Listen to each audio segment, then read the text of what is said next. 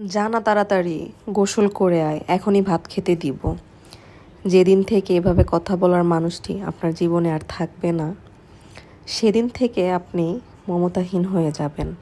পৃথিবীর সব থেকে কঠিন কাজটা হলো নিজের বাবা মাকে নিজের চোখের সামনে একটু একটু করে বৃদ্ধ হতে দেখা, যেখানে এই দুজন মানুষই আমাদের কাছ থেকে বেশি ভালো ব্যবহার ডিজার্ভ করে।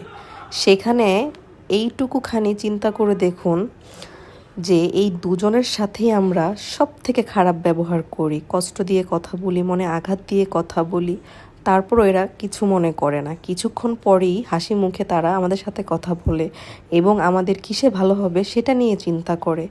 একজন সন্তান নিজের বাবা মা না হওয়া পর্যন্ত এবং বাবা মা চিরতরে হারিয়ে ফেলা না পর্যন্ত নিজের জীবনের বাবা মায়ের কদর একদমই বুঝতে পারে না।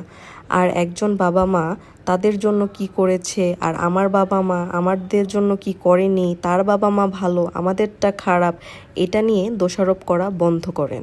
কারণ পৃথিবীতে বাবা মা বেছে নেওয়ার ক্ষমতা কোনো মানুষকে দেওয়া হয়নি। আপনার জন্মের বহু আগে থেকেই আপনার বাবা মা ভালোর জন্য তাদেরকে নির্ধারণ করা হয়েছে। তারা যদি আপনার সাথে খারাপ ব্যবহার করে থাকে সেটার হিসাব তারা দিবে। ভুলে যাবেন না, এই দুজন মানুষ পৃথিবী থেকে চিরতরে বিদায় নিবে, সেদিন থেকে আপনার ভালোর জন্য সৃষ্টিকর্তার কাছে নিঃস্বার্থভাবে কান্নাকাটি করে দোয়া চাওয়ার একটা মানুষ কমে যাবে। তাই সময় থাকতে কদর করুন, পরে আফসোস করবেন না। আল্লাহ হাফেজ।